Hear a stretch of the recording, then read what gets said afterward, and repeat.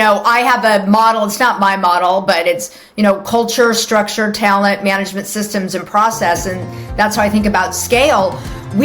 Most companies never think about structure. What would happen if we just told the truth? Welcome to TruthWorks, where we dig into the nitty-gritty of leadership and work. And what needs to change.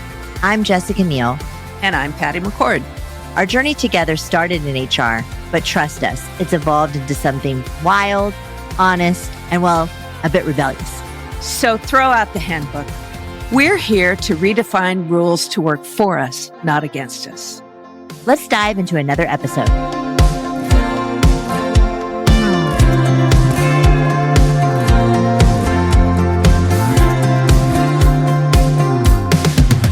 Hello, everyone. Welcome to TruthWorks.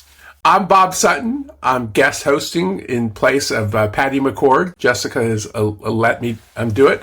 And today's guest is my friend, Beth Steinberg, who, if I introduced her and described all the different places she had worked in HR, been a chief people officer, that's all we would talk about for the remainder of it. The first time I heard Beth's name was this would have been 2006. Yeah. When I was working with a guy named Chris Cox, who was a 24-year-old chief people officer at a company called Facebook, and Beth had just left. But I met her in person just a few years ago, and we've been hanging out ever since when she was chief people officer at Chime. And Beth, maybe you should just start out just to warm us up, because like Jessica, like you've had like real jobs. Unlike me, I'm just an academic. Yes. And just maybe you could just describe maybe your favorite job in people or HR and what you learned from it. And then Jessica can jump in, because she actually understands how these jobs work and what it feels like. So what's your favorite job? Yeah, unfortunately and fortunately. So what was kind of your favorite job and lesson from it, since we had like 20 of them or something? Yeah, that's a good question. And, thank you for having me here, Bob and Jessica. Yeah. Thank you for joining us. I have worked at a lot of companies, both sort of, larger Fortune 500 companies, but my real love is startups and scaling emerging companies. And I would say I've had a lot of great jobs, but I think I was at a company called Sunrun, which is a solar startup, which is still around, but I think I was like employee 75 or something when it was really scaling.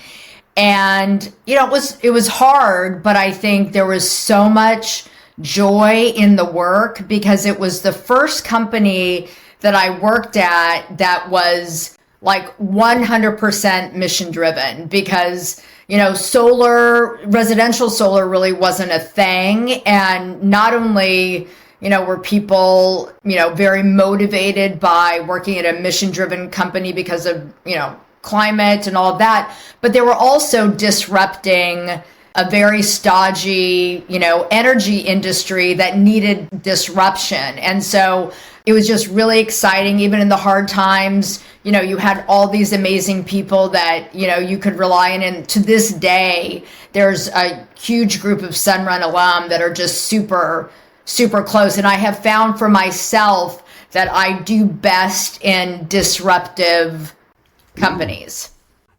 You're working in one right now, right? So I am. Yeah, I'm doing a bunch of different things right now, but yes, I am doing some stuff for one of the companies at under X at Alphabet, a company called Tapestry that is also disrupting, the energy space and the energy grid. And I actually got there through people at Sunrun, because we've stayed connected for so much of this time. Yeah. And that was 2011, 2012. It was a long time ago.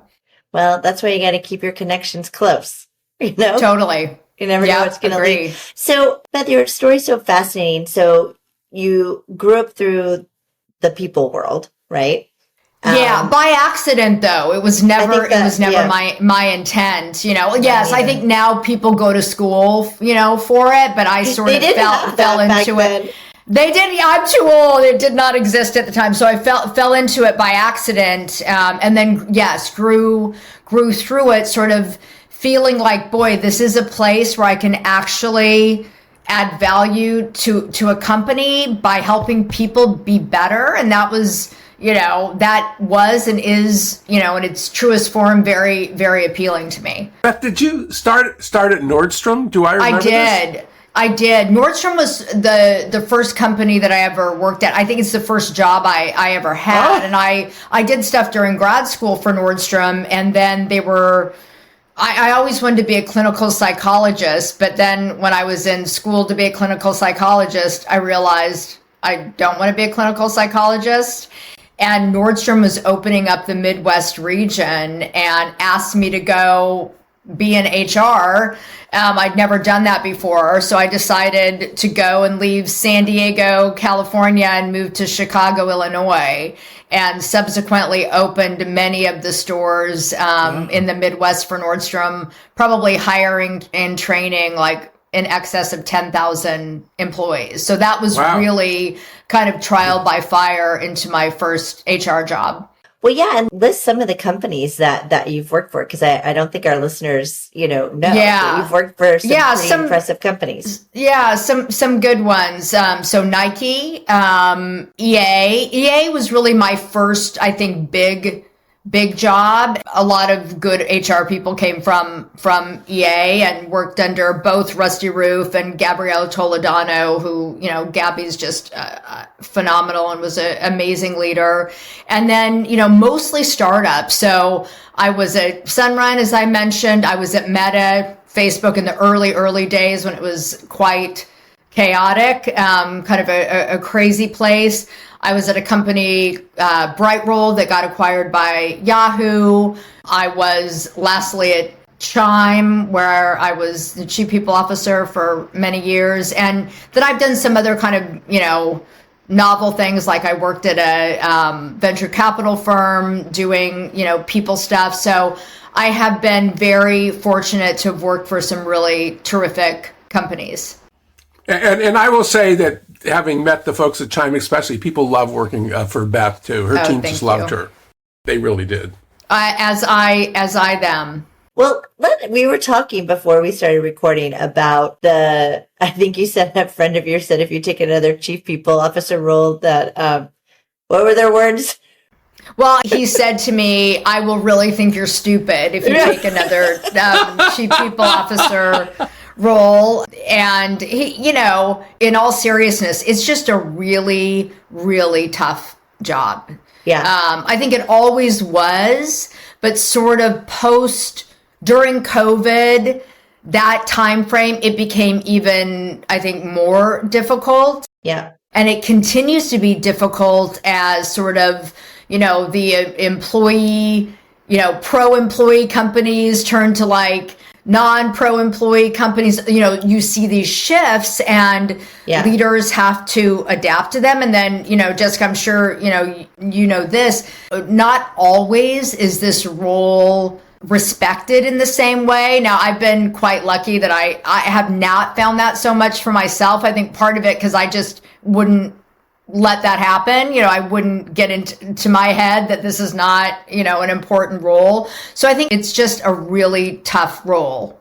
Yeah, no, Laszlo was on a bit ago, and, we started talking about there's like one headwind with this role. It's not that it's not strategic or it's not important or whatever, but everybody thinks that they can do it. Right? Like they do. Yeah, they do. Like it's different than being the chief product officer. It's different than being the CFO. Like, yes, the organization doesn't question those executives the way that they question this one. And then to your point, over the last few years, everything that has been piled into this role, whether it's you're the chief medical officer, you're the chief diversity officer, now you're the AI strategist, and you are also the HR strategist in the normal job, but you have all these other roles as well. So I think it is just very complex, and it is. Unless you've been in it, like we have, it's really hard to understand that complexity to a full degree. I agree. I agree. And I think, Bob, you maybe said this to me, years ago, that this role in certain ways has become the pain sponge for the organization. But it is true. And I think. Yes. I think you said it to me, but that's okay. That's hard. That's a big burden to bear, and I think sort of the balancing of, I always viewed my job as, my role is to drive business objectives through people, right? That's my role. And I think you're sort of like damned if you do and damned if you don't. If you care too much about people, why are you doing that? If somebody is upset about something and you didn't address it exactly how, you were supposed to, why didn't you do that? Right. So you're really sort of caught in the middle. And I coach a few more junior chief people officers right now. And what I, have said to them is your job, and I got a lot of this from Patty, your job is not to make people happy. That is not your job. That's an impossible proposition. Your job is to try to create the conditions for high performance inside your company. That's how I view the job. It's much more complicated than it seems. Yes, I was talking to someone, another chief people officer, and I was like, just get used to making people unhappy. That's right. Like that. That's right. It is true. And it's like, and some days you'll just be surprised they'll be happy with you, and take it and put it in your pocket and save it for later because it's a really rare thing. Exactly. But just exactly the amount of stuff that you just have to let roll off of your back. No doubt. And it's like I wasn't always good at that either. I have to say. I think grow into that. Yeah, I think as I matured, I realized not every problem I can solve. Not every problem I should try to solve. I can't beat myself up about that all the time, thinking I could have done better. I should have done more, which is probably a lot of women probably do that anyway. But you have to, it's hard because you have to feel very close and personal for employees. I believe you need to have that relationship, but you also have to have a thick skin and depersonalize a lot of things to sort of like get through the day, quite frankly. So I want to ask maybe both of you a question. We can start with Beth. Both of you, well, you have experience with a lot of different CEOs. So part of your job from talking to both of you, especially Beth, I've talked to about this, is knowing when to push back against the CEO and knowing when, well, I might not agree with it, but I got to do it anyway. So how do you deal with that? And how do you advise your mentees to deal with that? Yeah, it's a great question. And, I don't know that I have a perfect answer for that. I have and always have had what I feel in my head is a line that cannot be crossed. And that's around anything unethical. I just won't cross that line. So to the extent that anything unethical in my mind was happening, I felt like I'll take the lumps. I have to address this. This is my job. Not everybody is going to have the cojones to say this to a senior leader, but that's sort of like what I signed up for. But you disagree with people around you all the time, I found, on little things like maybe small hiring decisions, not big ones, maybe a way that a culture, a CEO wants a culture to be viewed versus some things you want. Like I stopped taking, I felt like I stopped being so precious, to be honest. Like, so what? I don't agree. I think we're probably making a mistake. Maybe there'll be consequences, but like, I have to just let this go. So I sort of had a rubric in my head around it. Now, I definitely also feel like, and Jessica, I don't know if you felt this way too, but I do feel like sometimes this role is the only role that tells the CEO and other people the truth. And as hard as that is, I would say I probably suffered consequences for that. And I probably got accolades for that too. I did take that seriously. And I do think this is a role that that demands a very courageous leader. Mm-hmm. Yeah, no, it's not for the faint of heart. That's for sure. It is and, not. I think I have a similar rubric, and for me, it was like, you got to pick the hill you want to die on. For sure. It's got to be the thing that's going to move the needle, that be the most important. And those are the ones. And of course, anything on the ethical side, you're always going to fight for that. But then there's some big moments for the company where they're just wrong, or they're not seeing it, and or it's just like shit they don't care about, but it's really important. And you are the one that's showing the mirror to them of the role that they play in it, and they just sometimes don't want to hear that, and you do take lumps for that, because you're like, you do, and you'll be with them after a meeting, and you'll be reiterating what people are getting from the meeting. They're like, but that's not what I said. And you're like, I know that's not what you said, but that's what they heard. Okay, people they heard this. And then they get so mad because you're the bearer of that news. Exactly. But and so you're sort of, because you're the bearer of the news, you get blamed for it. Mm-hmm. I'm also a big believer that, I don't know, Beth, you probably built your own art around this, but if I got them to think it was their idea. Oh, I 100% agree. Oh, no doubt.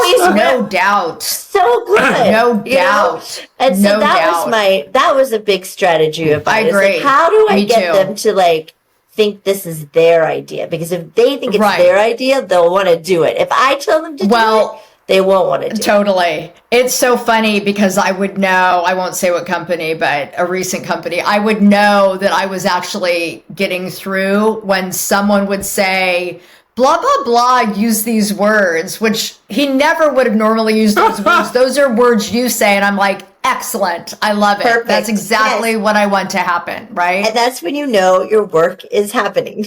Exactly. Well, and I also think, I sort of changed my ire in many ways against leaders, thinking like, why are they doing this? They don't know, what are they doing? I realized that, I'm of an age where a lot of leaders worked at GE and learned how to be a leader, or worked at Procter and Gamble and learned how to be a leader, or HP or whatever. You learned how to lead people. You learned the importance of culture. Now you have a good idea. You're the CEO.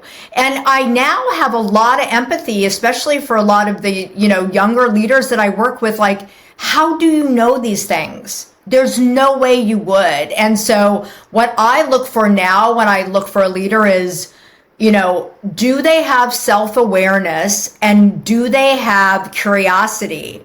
If you have that and you know nothing, I can work with you, right? Because you want to learn, you want to get better, and you're willing to actually hear some things about yourself. And, it's just hard to learn how to be a good leader unless you're put into the deep end and you have to figure it out. That's actually a great point, because when I think of, since I've been in Silicon Valley for 40 years, when I first got here, you even could map all of the companies that just came out of HP. It was like literally hundreds of people, hundreds of companies. Yeah. Somebody, John Freeman at UC Berkeley had an old unpublished study where he showed all. As we know at HP in the old way, what would they do? They'd hire you as an engineer, and they were usually men in those days, and there's some exceptions. And then they'd give you one employee, and they'd see if you screwed it up, and they'd train you too. And if you didn't screw it up, they'd give you a bigger team, and eventually you'd be running a division. Right. Or a business. And at some point they get an idea and spin out and start a company. But that process, it might happen at Google a little bit now, but it's pretty rare. Like you say, it tends to be young founders who have an idea, and boom, they've got $100 million or more. Exactly. They've got a company. Yeah, exactly. And they're often not held accountable or asked by the board about any of these people stuff. Now, I think a lot of them intuitively understand this stuff is important, right? They're, knowledge, you employ knowledge workers. They are your product. And so you have to understand, making them work together better and make them is going to drive better outcomes. but how you get that done, they have no idea. And how would they? Right. How would they? Well, I have a question, since both of you have dealt with this, and this is a modern question, which is that even more than in the past, I see employers looking for the solo superstars they want to hire. You can just see what just happened with Meta, with these huge amounts they're paying for AI people. So what's your take about when you go after the stars, and after you get them, what you do with them? That's a great question. It is a great question. I mean, I have always been somewhat skeptical of the star model, Jim Barron's old study that went on for a long time. I mean, I think because there are the talent density with AI and ML engineers, I understand the strategy that they're doing, so I think sometimes you do have to do that. And I do think you can really, if you get the right couple of right technical talent, you can attract a lot more people. So I do understand doing that. What you do when you get them in, I think you have to really try to understand what motivates them and what's going to make them happy. I mean, I'm a firm believer that, no one's going to turn down money, but I think most great people are not in it just for the money. They really want to do something magical. Most of the really talented engineers that I know, which I'm lucky to know a lot of them, they really want to make a difference. If their product's not being used to actually do something great, they are not satisfied. So I really think you have to figure out what motivates them and give them the ability to, create something that is going to, be a game changer in their career. Yeah, no, I think that's exactly right. And I mean, look, like if you want the best engineering talent in AI, you have to be competitive from a comp perspective. You do. Like you do. But a star to me, isn't somebody that you just pay a high price for. A star is, maybe you pay a high price for them, but they have the qualities that Beth is talking about. Like they're driven and passionate and drooling to do what you're working on, right? And they are coming with a niche skill set that nobody else has. And so of course you're going to pay a premium for that person. But when you get them in, I think what a lot of organizations don't do well is they don't zone in on the passion and the drive as much as they should. Yeah. And then when they get them there, a lot of these stars, they make it hard for them to do what they're there to do. Right? Exactly. And exactly. We at Netflix, we always believe like, let's hire the best, but get out of their way. Right? Exactly. Let them do the work. That's what they came to do. Right. So I think, how to treat a star, if you actually have one, and a real star, again, isn't just somebody that makes a lot of money. They're actually talented and passionate and driven about what you're trying to solve. And then give them the runway to do it.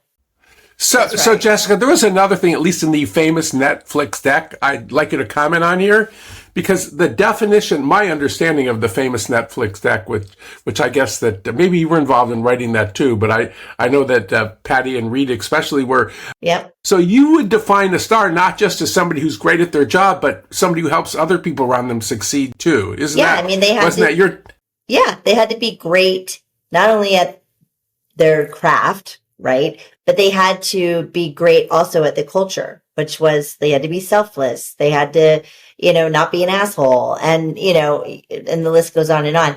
But you were not great just because you were good at a craft, right? You had to be the full. You had to be the full package. I see some less of that emphasis sometimes now around, putting up with things from really talented people. And, when I try to coach companies that I work with on, once you do it, you're sort of ruining everything. Because once you say, okay, this is our culture, this is how, we reward, this is what we expect of you. Oh, but we don't of this person. What are you saying? I mean, one of my biggest pet peeves of corporate America is hypocrisy.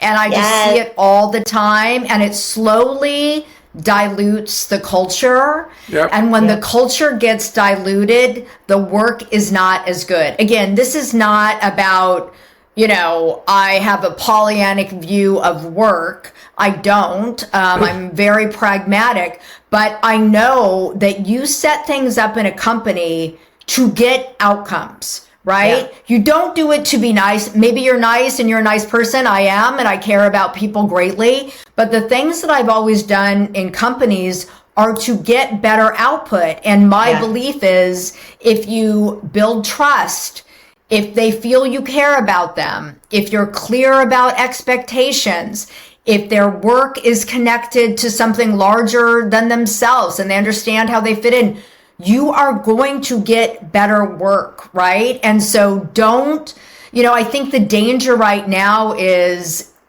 getting stars that maybe are not as aligned to the culture and behaviors that you want them to be. And that eventually will cause damage. Yeah. I'm so glad that you said that, because it's the exact same thing that I preach, is that your employees are just waiting and watching for the hypocrisy. That's all they're doing. They're waiting for 100%. You to do the opposite of what you said you were going to do. You said you were going to be transparent, but you're not transparent. Yes. You said you were going to hold a high bar, except your bar for your team is different than the bar for my team. Like, that's a big all one. Of that's those things that they're just waiting and watching and collecting all the data. And then the moment you do the opposite, they're like, see, told you, not true. We don't have the culture you said we have. And when people come back to a leadership team and say that, like point out the hypocrisy, I usually see defensiveness, right? Yep. It's pretty rare that I see. Sometimes, you know what? You are totally right. Thank you for bringing that to me. We need to do better. Yeah, we need to do better, right? And I think instead, people feel attacked, but you know what? You should feel grateful that someone actually cares enough to tell you. Exactly. But the response generally is, but you don't understand because this person does X, Y, and Z and nobody else does X, Y, and Z. They're so important. Right. They're so important. And it's like, it just makes no sense. And the better the contrast, at least in my life, and I tend to use in teaching, is the difference between, and this is near and dear to my heart, and maybe it's gotten better, but at least as of 15 years ago, the difference between a superstar surgeon at the Cleveland Clinic and in the Stanford Hospital, and note I work for Stanford, that a superstar surgeon at Stanford at least used to be, and probably still is, somebody who is just such a star that their team doesn't matter. All that matters is how famous they are on the outside and how many articles they publish. And at the Cleveland Clinic, a superstar surgeon is somebody who is great at supporting their team and being a good team player and not being a jerk. And at Stanford, we tend to reward the people who act like superstar jerks. And at the Cleveland Clinic, which doesn't have tenure, they fire them. Yeah. And that's why I got heart surgery at the Cleveland Clinic rather than the Stanford Hospital 15 years ago. Note to self. And they had half the risk-adjusted mortality rate at the Cleveland Clinic too. So back to Beth's numbers, and I heard this directly after I had surgery from Toby Cosgrove, who was head of the Cleveland Clinic for some 20 years. Not the nicest guy in the world, but he ran the heart surgeons before he became head of the Cleveland Clinic. And by the way, if you talk to people at the Stanford Hospital, which I do sometimes, the most profitable part of running a large hospital is heart surgery. So that's why the Cleveland Clinic has, as it was described to me recently, they make a whole bunch of money on heart surgery, they make a little money on cancer, and they lose money on everything else. Oh, wow. That's I don't know how accurate that was, but I keep repeating that and nobody's correcting me. That doesn't surprise me. Yeah, that doesn't surprise me. That's fascinating. Beth, what do you think? Like, we have a lot of listeners who are founders. We have a lot of listeners that are leaders. We have a lot of listeners that are CHROs. What do you think are the things that companies should be focusing on right now in order to have effective cultures that move the business forward. It was interesting how you like explained your role, because I always thought about my role as in a similar way, but I described it as I'm the chief effectiveness officer. My job is to make us like incredibly effective. Like, where's the friction? Let's remove that. Where's the miscommunication? Totally. Let's get aligned. Where are the people that aren't performing? Get them out of here. Right? Like, how do we become more effective? So what's your perspective?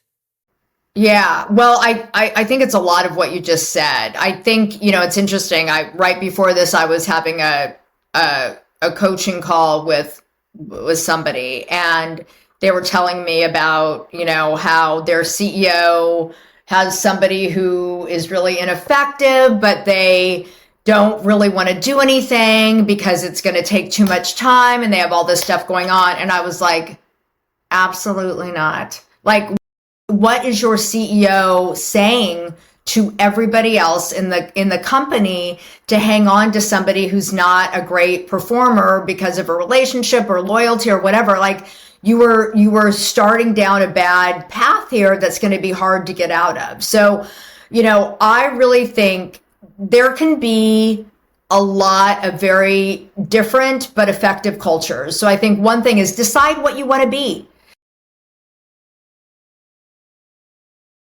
I have in my head ideas of what makes a great culture. I may or may not be right. It may not be for everybody, but I think you have to really understand what you want to be. I think you have to memorialize those things. You have to entrench them into every single thing that you do.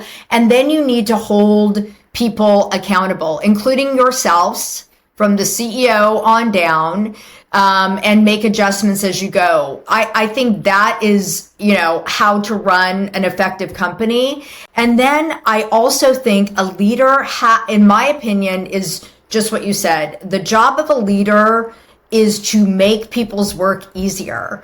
And I think oftentimes, especially now, people are, because a lot of the middle layer of leadership has been decimated by a lot of the layoffs. And not arguably, I think for sure we had way too many layers of leadership, a lot of inefficiency in org structure, with people managing one person or two people. It just makes no friggin' sense at all. And I think we did it to over promote people in the day.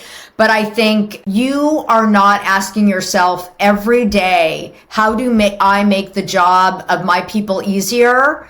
And you're not asking people that question, you're not doing your job as a leader. And I think a lot of leaders don't do that, right? Part of it is, I think they're so caught up in politics, company politics. And, that is one thing I don't miss about being kind of a chief people officer anymore, is the politics. And, I can work 20 hours a day.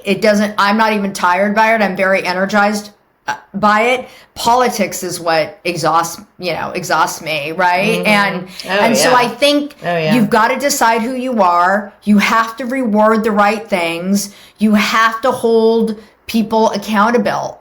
I think there's such a lack of holding people accountable in companies that I see. It's just, it's bananas to me. Absolutely bananas. I just want to underline one thing and then I'll turn it back. So you just said the job of a leader is to make people's work easier. Yes. And that, that's why Huggy Rod and I wrote a book called The Friction Project, but it's also, it's something that people just forget. So that's beautiful. They do. Well, and you know what, Bob? Yeah, they do. Who's rewarded for that? And I think that's part of the problem is like, it's almost like you're a good leader out of the goodness of your heart, right? Because I don't know that companies understand, here are the components to actually get more work done. Hey, if I have a leader that's doing that, they're going to get, 10x bonus, and versus a leader, which I've seen many times, was terrible, knocked people over, their team hated them, and maybe they got lucky and got, something to work, and they got a huge amount of equity or whatever, where the person who's like, my team's so effective, everybody's doing what they're supposed to do. Our outcomes are amazing. Oh, whatever. And so I think companies have to really try to figure out what they're rewarding and why they're rewarding those things. And it's often not great leadership. No, it's so true. And I think we did a better job at this than most companies. I mean, I think so too. I think so too. Oh, thank you. But, we really did hold leaders accountable. Like, if you had a shitty team, then you were shitty. Right? Yeah. And that's great. They hired them all. Right? Yeah. Like, no doubt. So you all don't roads get to lead stay. to you, man. Yes. Yeah. Right? All roads lead you to you. You don't get to stay. Yeah. And so it was the leader that we always looked at first. And I think a lot of companies look at teams first. And it's like, they do. Look at the They leader. do. I mean, right? I remember like saying to people, oh yeah, it's the L4 engineer's fault that this didn't happen. Probably, right? Like, come on, you guys. Like, so the other thing that happens in bad and good companies, but especially bad companies, is they hire all the bad people, and then they go to you to fire them. Yeah, they don't do it themselves, right? Oh, yeah. No, what was your new book going to be? Clean up on aisle. Clean up on aisle 5. Yes, clean up on aisle 5. So I have so many stories. Honestly, it's just when I tell people some of my stories, they're like, "That can't have happened." I'm like, "It did happen. It did happen. It did happen." I know. I'm sure you and I could share a mini. Oh, yes. But they're probably not appropriate. They're probably not, a lot of them are not appropriate. But I also would say, like, I'm sort of, dissing the chief people officer job. I also think and I've shared this with Bob, like, I am super proud of seeing so many of the leaders that worked under my teams who are now chief people officers, have huge teams of their own, have driven amazing outcomes, and people that I've coached and had a small hand in that. And I think, in this role, any leader, you really have the ability to help people be great. And that is a privilege. And you should take that very, very seriously, and you can change, you can change people's lives. You can change outcomes by simply trying to do the right thing as a leader. And I think that is an awesome, amazing responsibility. I really do.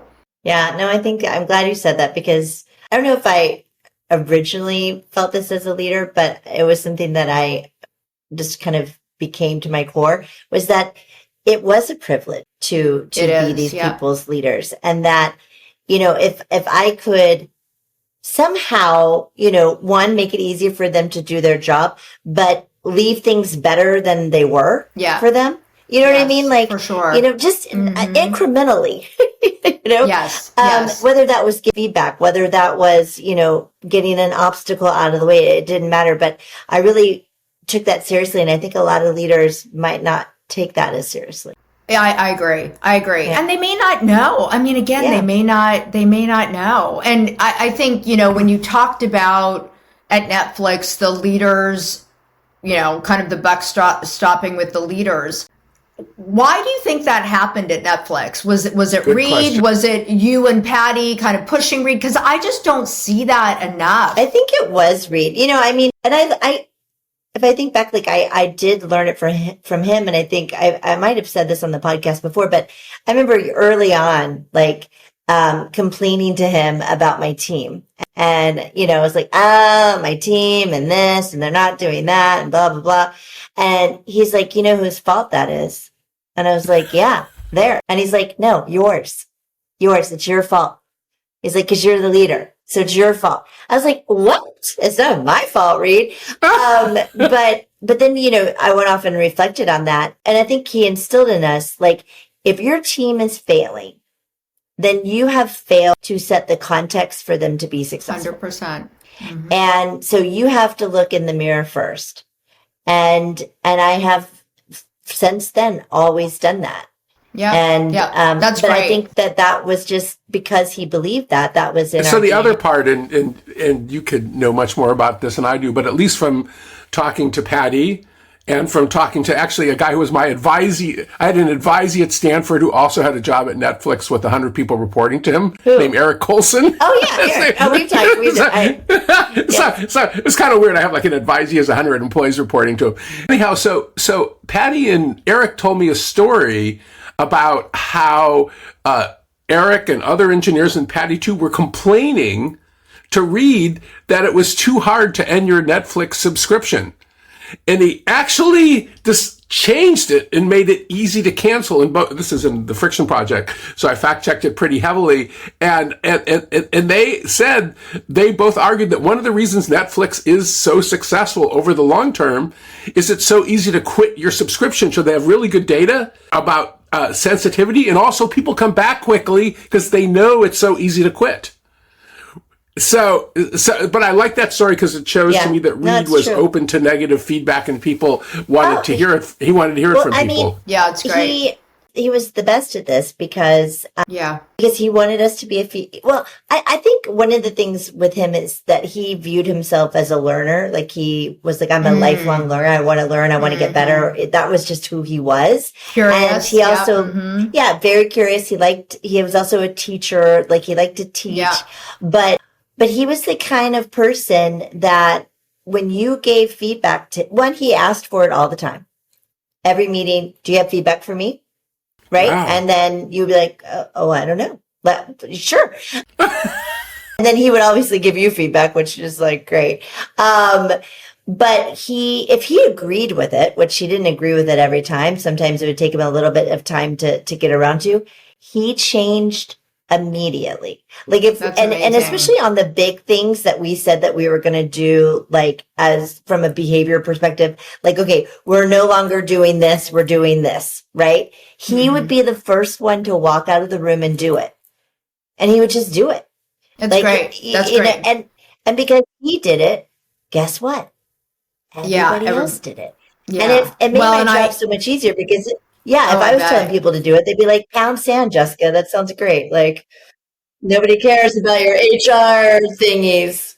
And I think what happens is, if people feel punished for questioning or punished for giving feedback, obviously they're going to stop doing that. And I think, it's hard to take feedback. It is hard to, to change, but like, that's what makes leaders good, right? You have to adapt over time. You have to be introspective. You have to be able to look in the mirror. Those things are not easy. And that's why I think, leadership is not for everyone. And I think, I was talking earlier to somebody about this today. We have to be able to have dual tracks inside companies where you can make a lot of money, be important, viewed as important without being a leader, because we sort of set up these perverse incentives for promotion and for leadership, and we mess ourselves up by doing that. It is okay not to want to be a leader. You should be able to make a lot of money. You should be able to be important, whatever that means to you, without, kind of tricking people into being a leader when it's like they didn't even want to do it anyway. No, but I'm so glad you said that, because I was just talking to a company about that the other day, and it's like they have these really great, like, product people, engineering people who deserve a seat at the table in the meeting in the room that the directors are in, and they're operating at that level. But they're like, but they can't come in that room because they don't have any reports. It's ridiculous. Like, is that who gets in the room? That's how we're making don't you want the people that are going to influence you to make the best decision possible in the room? Right, for sure. And so I do think you're right. I mean, we sort of have created this, perverse is the right word, like way of promoting people who don't have any desire to be a leader, will never be a good leader, but they do it because that's the only way to get more money and to get ahead. Get in the room. And I'm like, and they're like, but I would talk to these people like, well, they're just not great at leadership. Then don't make them a leader. Exactly. You have the power. Totally. A couple things. Like we had a situation at Chime where we had this super talented person who, we made sort of an architect leader. And luckily he had the courage to go to somebody on my team and be like, I hate being a friggin' leader. Like, I love this company. I want to do good work.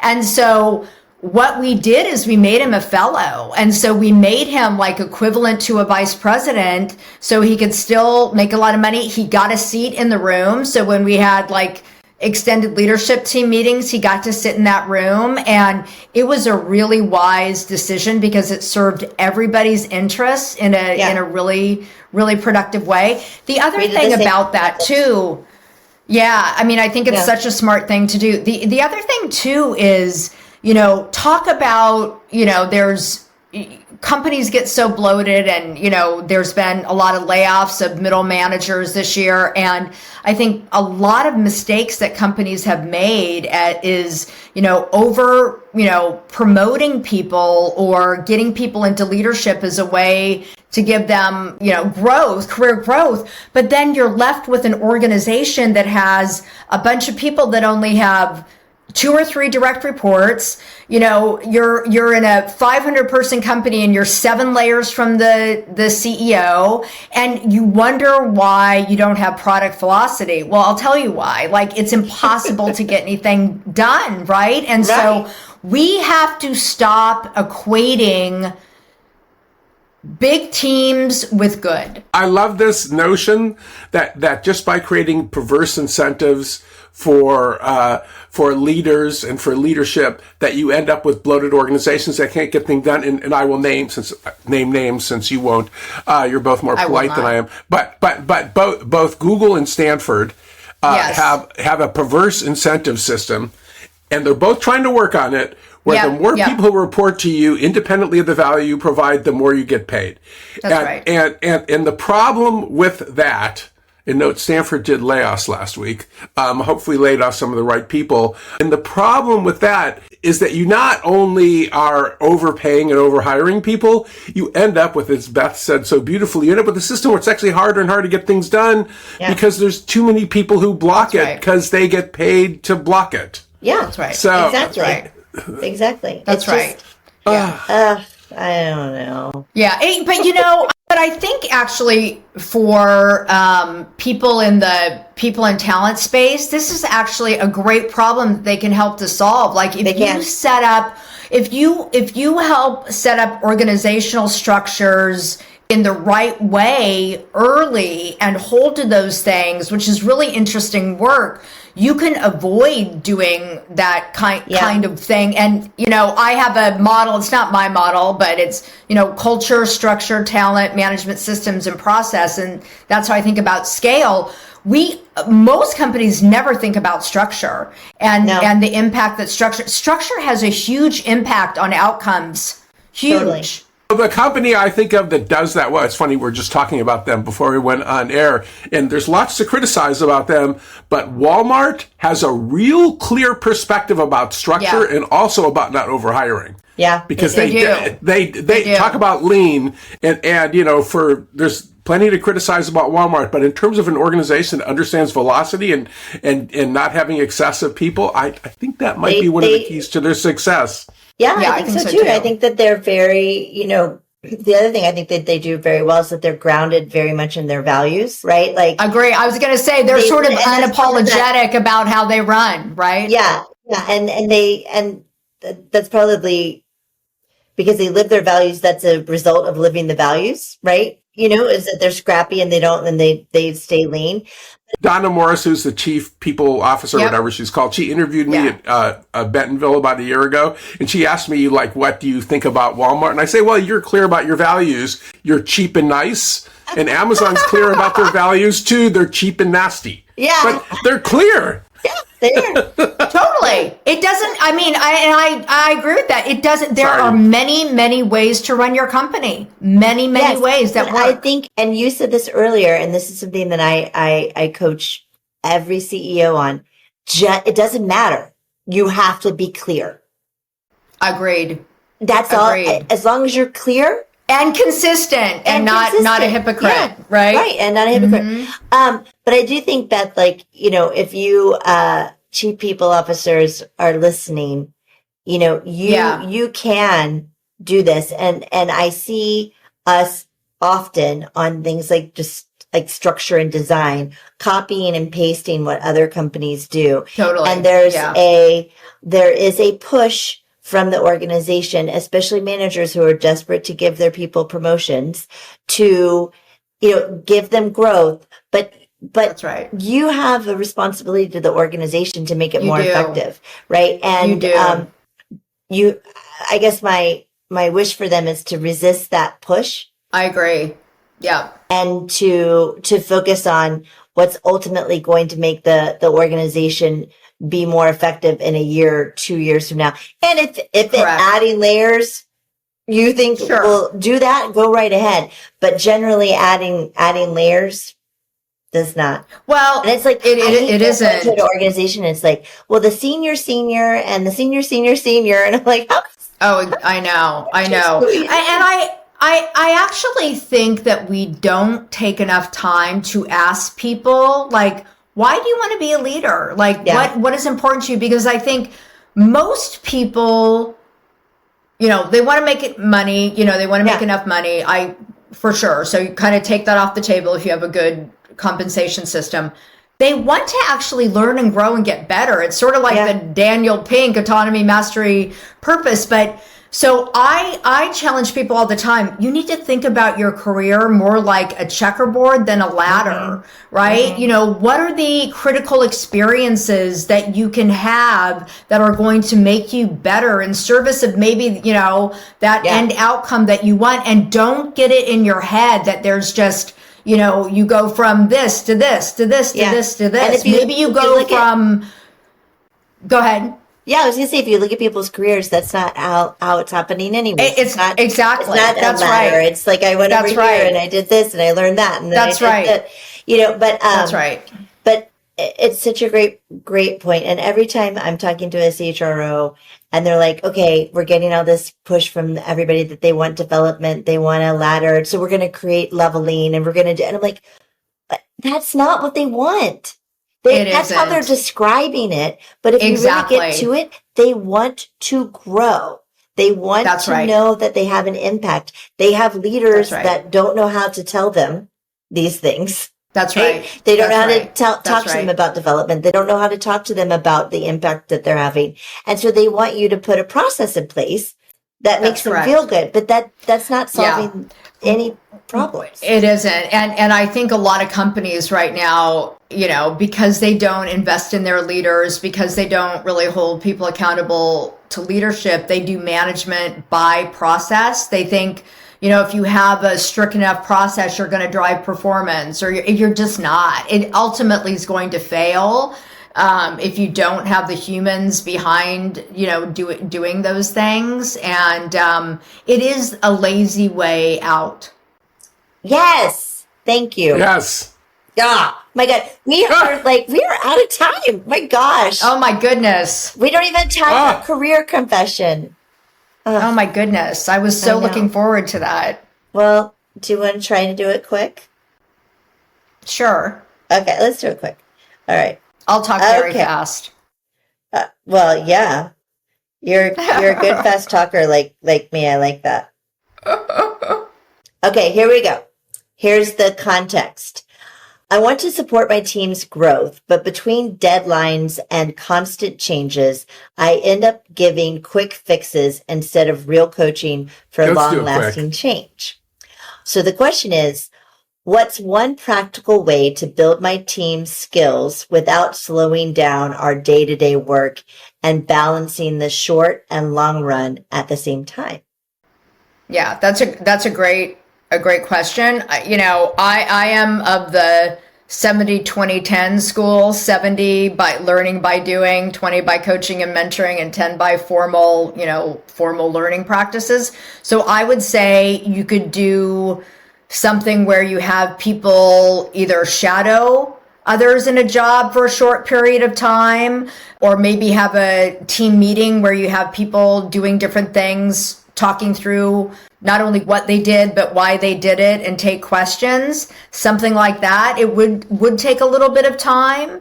but it would also be a way to bring people closer together. I would also say examine your calendar and maybe try to figure out what you can take yourself out of. Maybe you could put one of your team members in as your proxy if it's appropriate for something, and that's a great learning opportunity too.